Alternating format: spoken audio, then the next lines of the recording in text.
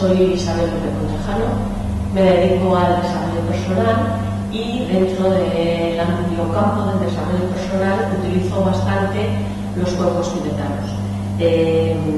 Los cuencos tibetanos son unos instrumentos de relajación cuya vibración y sonido producen ondas cerebrales alfa. Las ondas alfa son las ondas que nos llevan a un estado de quietud, de paz, de equilibrio.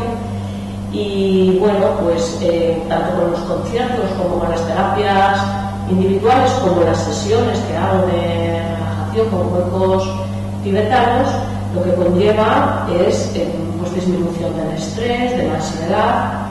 También es muy beneficioso para la concentración, aumenta la concentración. En un concierto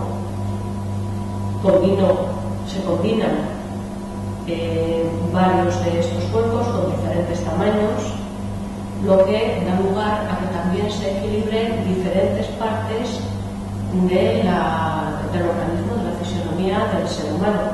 Así, por ejemplo, los más pequeños suelen ir dirigidos más a la parte mental, a la parte más de arriba de nuestro cerebro. Son más agudos. Los más grandes son más graves y vienen a equilibrar la parte más baja del cerebro. Bastante bajas.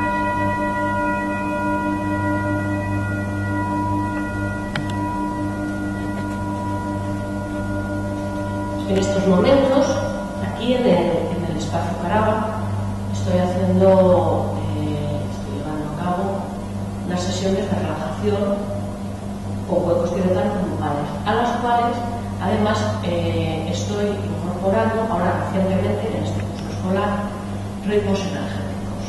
Durante este mes de enero, las sesiones de ritmos energéticos y de relajación con cuencos tibetanos van a ser gratuitas.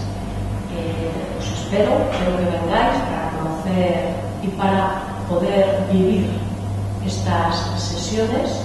Estoy todos los miércoles en el espacio Carava. Por la mañana de 12:15 a 1:30 y por la tarde de 8:30 a 10:15. Todos los últimos domingos del mes, también aquí en el espacio Carava, voy a ir haciendo distintos cursos de Reiki, tanto de nivel 1, nivel 2 como nivel 3.